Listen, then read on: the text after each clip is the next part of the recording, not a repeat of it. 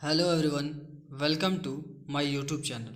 आज हम लोग देखेंगे एग्ज़ाम रिलेटेड जो भी क्वेश्चन है, जैसे जेपीएससी हो गए, इन सब में आज के करंट अफेयर थोड़ा सा बहुत ज़्यादा इंपॉर्टेंट है। तो हम लोग देखते हैं कि क्या है आज का करंट अफेयर, 23 अगस्त का करंट अफेयर। चलिए स्टार्ट करते हैं हमारा वीडियो। तो जो पहला क्वेश्चन है, जो विश्व बैंक जो है, विश्व बैंक ने एक नया साइबर सुरक्षा मल्टी डोनर ट्रस्ट जो फंड है उसको स्टार्ट किया है। इसके जरिए वो ये एक इस व्यवस्थित तरीका है जिसके जरिए हम लोग साइबर सुरक्षा कर सकते हैं। जो विकास का जो एजेंडा है उसको बेहतर कर सकते हैं, और उसको अच्छे से चलाने के लिए इसने नया जो साइबर सुरक्षा मल्टी डोनर ट्रस्ट फंड का शुरुआत किया, उसको लॉन्च किया। तो किसने लॉन्च किया है? विश्व बैंक ने। विश्व बैंक ने एक नया साइबर सुरक्षा मल्टी डोनर ट्रस्ट फंड को लॉन्च किया है, और इसमें उसने किस तरह से साथ लिया है? तो उसमें जापान है, एस्टोनिया है, जर्मनी और नीदरलैंड, ये सब भी इसके भागीदार हैं।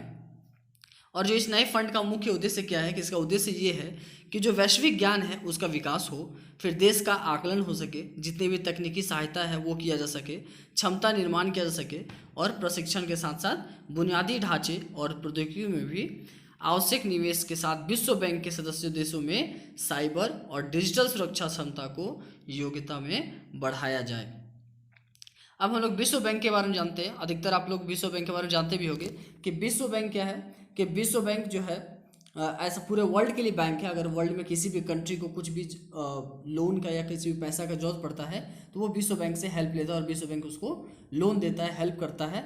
अगर कोई भी मान लीजिए सपोज कीजिए कि इंडिया में अगर कभी कुछ युद्ध हो गया या कुछ भी अकाल पड़ गया तो अगर उसको पैसे का जरूरत है तो वो विश्व बैंक से हेल्प ले सकता है। या फिर कोई और कंट्री, जैसे अभी तालिबान और अफगानिस्तान में हो रहा है, तो वहाँ पे अगर उसको पैसे का जरूरत है तो वो विश्व बैंक से अपना पैसा ले सकता है, वहाँ से ले सकता है।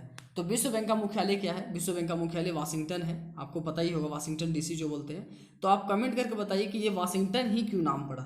ठीक है, आप हमें कमेंट करके बताइए कि जो विश्व बैंक है, विश्व बैंक का मुख्यालय जो वाशिंगटन है, तो ये जो जगह है वाशिंगटन डीसी, ये वाशिंगटन डीसी यूएसए में है, संयुक्त राज्य अमेरिका में है। तो अमेरिका में ये वाशिंगटन का क्या काम है? ये वाशिंगटन डीसी नाम क्यों पड़ा? उसके बाद विश्व बैंक का जो गठन है वो जुलाई 1944 को हुआ है।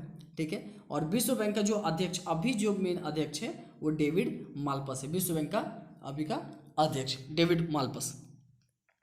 नेक्स्ट हम लोग देखते हैं, मलेशिया के नए प्रधानमंत्री बने हैं। ठीक है, अभी अभी हाल में इलेक्शन हुआ, मलेशिया के नए प्रधानमंत्री बने हैं। तो मलेशिया के जो नए प्रधानमंत्री है वो कौन है? वो इस्माइल साबरी याकूब। इस्माइल साबरी याकूब जो है मलेशिया के नए पीएम बने हैं, नए प्राइम मिनिस्टर बने हैं। कौन है? इस्लाम साबरी याकूब।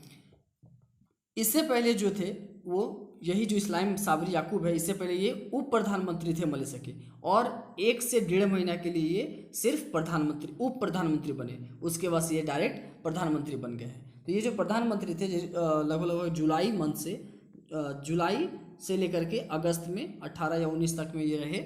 उसके बाद से फिर ये अभी प्रधानमंत्री बन गए। तो ये जो प्रधानमंत्री के रूप में जो मुहिद्दीन यासीन है वो इसके पहले थे, यानी इस्लाम साबरी याकूब के जगह पे पहले कौन थे?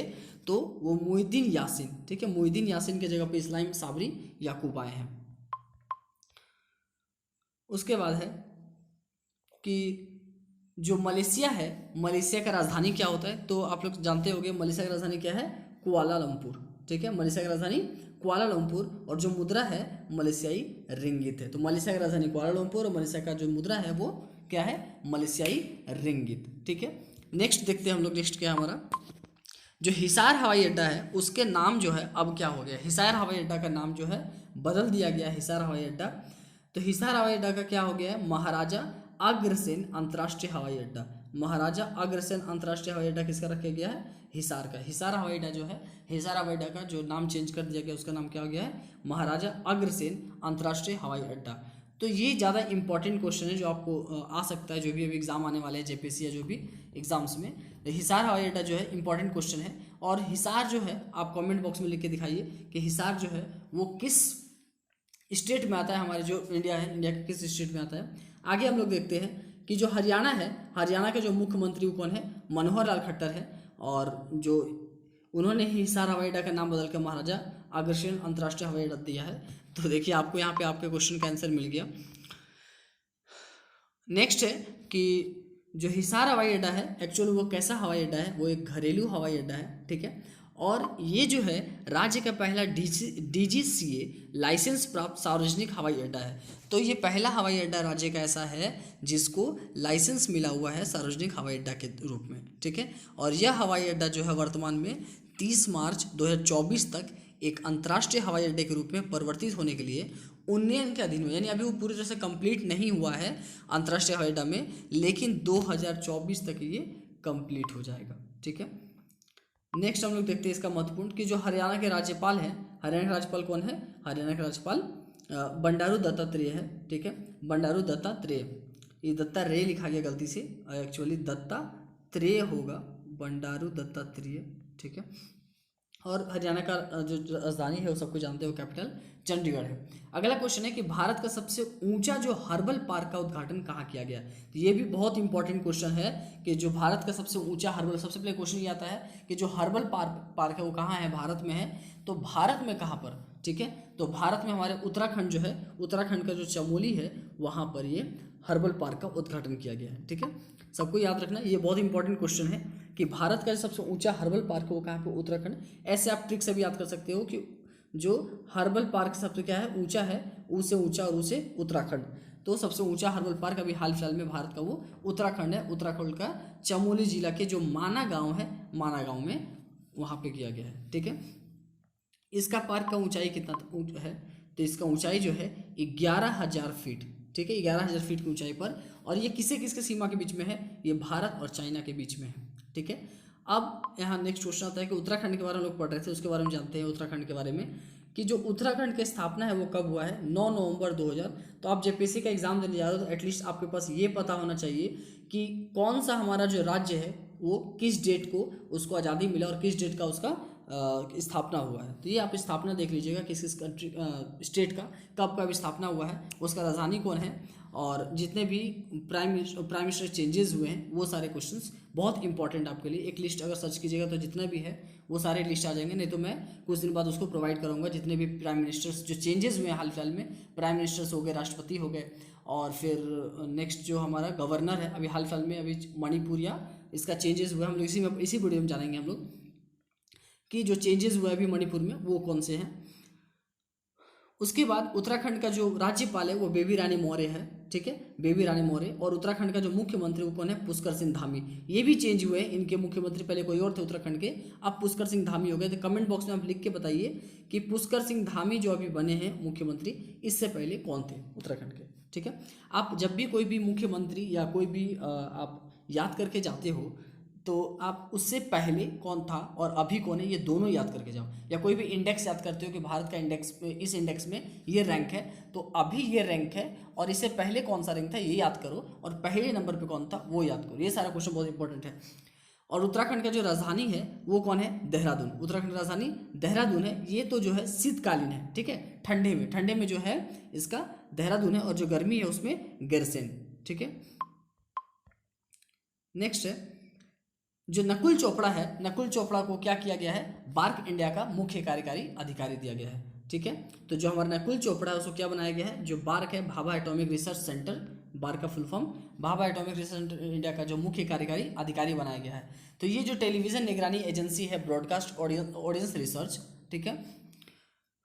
तो जो भी हमारा है ब्रॉडकास्ट ऑडियंस रिसर्च, सॉरी मैंने बता दिया कि इसको भाभा एटॉमिक रिसर्च नहीं, भाभा एटॉमिक नहीं, इसका एक्चुअली में क्या है? Nakul Chopra broadcast audience research council के बारे में है।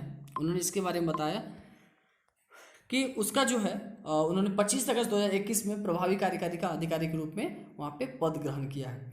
आगे है ब्रॉडकास्ट ऑडियंस रिसर्च काउंसिल की स्थापना कब हुई है? तो ये हम लोग याद रखेंगे, जो भी ब्रॉडकास्ट है, बार्क जो है BARC जो है ब्रॉडकास्ट ऑडियंस रिसर्च सेंटर, इसका जो स्थापना है 2010 में हुआ, और इसका जो मुख्यालय है वो मुंबई में है। और इसके अध्यक्ष अभी हाल फिलहाल में अध्यक्ष कौन है वो आप कमेंट करके बताएंगे। नेक्स्ट ये जो ओणम होता है, आप सभी को पता है कि ओणम क्या है। ओणम एक फेस्टिवल है, कहाँ का फेस्टिवल है? तो केरल का हार्वेस्ट फेस्टिवल है ओणम। तो इसमें जो है पूछा गया, बताया गया है कि केरल का जो हार्वेस्ट फेस्टिवल है वो कहाँ हुआ? केरल में हुआ। अब इसके बारे में कुछ पॉइंट देखते हैं कि इसमें क्या क्या मनाया गया। तो ओणम का जो ये फेस्टिवल है वो केरल का सबसे प्रतिष्ठित और मनाया जाने वाला त्यौहार है, जो हर साल दुनिया भर में मलयाली समुदाय द्वारा मनाया जाता है।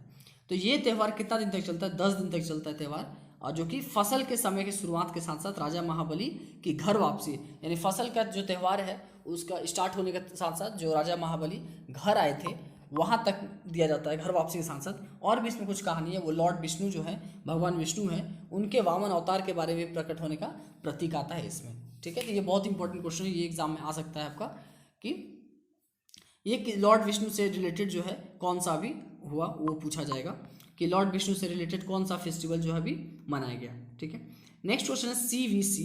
सीवीसी जो है एक्चुअली सीवीसी का फुल फॉर्म क्या होता है कि सी से सेंट्रल, वी से विजिलेंस और सी से कमीशंस। तो सीवीसी का फुल फॉर्म कि सेंट्रल विजिलेंस और कमीशन। ठीक है, तो सेंट्रल विजिलेंस कमिश्नर के जो है उन्होंने सलाहकार बोर्ड के अध्यक्ष के पद पर फिर से किसने नियुक्त किया है? तो टीएम भसीन। ठीक है, टीएम भसीन को सीबीसी ने सलाहकार बोर्ड के अध्यक्ष के रूप में चुना है। तो सीबीसी ने क्या किया है कि सलाहकार बोर्ड के रूप में बोर्ड का जो अध्यक्ष बनाया गया वो किसको बनाया गया है? टीएम भसीन को। इससे पहले भी टीएम भसीन ही थे और अभी भी टीएम भसीन को ही बनाया गया है। तो जो टीएम भसीन है उनको बैंकिंग और वित्तीय धोखाधड़ी सलाहकार बोर्ड के अध्यक्ष के रूप में फिर से नियुक्त करने की घोषणा की गई है। जो केंद्रीय सतर्कता आयोग है, केंद्रीय सतर्कता आयोग, ठीक है, केंद्रीय सतर्कता आयोग, इसका जो गठन हुआ था 1964 में हुआ है और इसका जो मुख्यालय है वो कहाँ है? नई दिल्ली में है। ठीक है, देखते हैं किस मंत्रालय ने लॉन्च किया है उभरते सितारे फंड। ठीक है, उभरते सितारे के लिए जो फंड लॉन्च किया उसने किसने किया है? तो मैक्सिमम जितने भी फंड लॉन्च किए जाते हैं वो सारे के सारे वित्त मंत्रालय द्वारा, अधिकतर मैक्सिमम जो होते हैं, आप याद रखेंगे जब भी अगर क्वेश्चन होता है एग्जाम में आप भूल जा रहे हो कि अरे ये क्वेश्चन का आंसर क्या है, तो मैक्सिमम जो लॉन्चेस हैं उभरते सितारे फंड, जो भी फंड के रिलेटेड है वो सारा वित्त मंत्रालय। ठीक है, केंद्रीय वित्त मंत्री जो है हमारे कौन है? केंद्रीय वित्त मंत्री निर्मला सीतारमण है। मैंने इसके लिए अलग से एक वीडियो बनाया है आप लोग के लिए कि कौन सा मंत्री क्या है, वो आप जाकर के देख सकते हैं वीडियो में। उसमें पार्ट 1 मैंने बनाया, पार्ट 2 मैं बहुत जल्दी बनाऊंगा, तो आप वहाँ पे देख सकते हो कि क्या उसका आंसर है। तो जो केंद्रीय वित्त मंत्री निर्मला सीतारमण है उन्होंने लखनऊ के एक कार्यक्रम में उन्मुख फर्मों और स्टार्टअप के लिए एक महत्वाकांक्षी उभरते सितारे फंड का शुरुआत किया है, यूएसएफ लॉन्च किया है। आगे देखते हैं हम लोग। 9वां नंबर है जो है कि प्रसिद्ध एथलेटिक्स कोच, जो प्रसिद्ध एथलेटिक्स कोच हैं उनका नाम क्या है? OM नंबियार, इनका निधन हो गया। ठीक है, OM नंबियार जो थे वो प्रसिद्ध एथलेटिक्स कोच थे, उनका निधन हो गया। ठीक है, तो जो OM नंबियार है वह शख्स जिसने गांव की एक लड़की PT उषा को एशिया की गोल्डन गर्ल बनाया था, उनका निधन हो गया। ठीक है, यानी दैट मीन्स कि जो PT उषा थी, ठीक है, PT उषा जो थी गांव की एक लड़की PT उषा थी, वो उसको एशिया का गोल्डन गर्ल कहा जाता है। तो गोल्डन गर्ल बनाने में हाथ किनका है? OM नंबियार। तो ये इसीलिए ये सबसे इंपॉर्टेंट क्वेश्चन हो गया। क्वेश्चन ये आएगा कि PT उषा जो एशिया की गोल्डन गर्ल कहलाती है उसके लिए उनके टीचर्स कौन थे या उनको हेल्प या उनके कोच कौन थे? तो OM नंबियार, जिनका अभी हाल फिलहाल में निधन हो गया। तो OM नंबियार। आगे देखते हैं, भारत के सबसे प्रसिद्ध कोचों में से एक जो नंबियार है, उन्होंने 1956-76 में बहुत कम उम्र में उषा को देखा और जल्द ही उसके हुनर जो है उसको कन्नूर स्पोर्ट्स डिवीज़न में कोचिंग देना शुरू कर दिया। चलिए, हमारा आज का लास्ट जो टॉपिक है, लास्ट क्वेश्चंस जो है उसके बारे में देखते हैं। वो काफ़ी ज़्यादा इंपॉर्टेंट, आप टीवी में उसके लिए न्यूज़ बहुत देख रहे होंगे इसके बारे में। तो जो यूपी के पूर्व जो CM हैं वो कल्याण सिंह, उनका निधन हो गया। कल ही वो जो है रात में वो उनका निधन हो गया, बीमारी जो हुआ उनको, बीमारी कारण उनका निधन हो गया। तो देखते हैं इनमें कि क्या क्या था। तो एक्चुअली में ये कहाँ के थे? तो ये यूपी के थे, यूपी के पूर्व मुख्यमंत्री भी रह चुके हैं और राज्यपाल का पोस्ट भी इन्होंने संभाला हुआ है। ठीक है, और भी बहुत सारे इंपॉर्टेंट पॉइंट्स हम लोग बात जानेंगे इसमें। तो यूपी के जो पूर्व मुख्यमंत्री थे ये कल्याण सिंह, इनका निधन हो गया है और इनको जो है 2 बार उत्तर प्रदेश के CM के रूप में काम करने मिला है। जून 1991 से दिसंबर 1992 और सितंबर 1997 से 1999, ये 2 बार इन्होंने यूपी का CM का पोस्ट संभाला है। ठीक है, और बाबरी मस्जिद का जो विध्वंस है उसके दौरान भी यूपी के CM रहे थे, यानी बाबरी मस्जिद को जो ध्वंस किया गया था उसमें भी यूपी के जो CM थे वो यही रहे थे। और इसमें दिया गया है कि ये 2 बार सांसद सदस्य रह चुके हैं और राजस्थान और हिमाचल प्रदेश के पूर्व राज्यपाल रह चुके हैं। तो ये बहुत इंपॉर्टेंट आदमी थे, इन्होंने बहुत काम किया था अपने समय में अपने पोस्ट के पे रह करके। तो इसीलिए ये क्वेश्चन जो है सबसे ज़्यादा इंपॉर्टेंट है। तो ये था हमारा आज का वीडियो। अगर आपको हमारा वीडियो अच्छा लगा हो तो हमारे चैनल को सब्सक्राइब करना ना भूलें और बेल आइकन को क्लिक कर दीजिए ताकि आपको कोई भी न्यू वीडियो का अपडेट मिलता रहे। Okay, thank you everyone.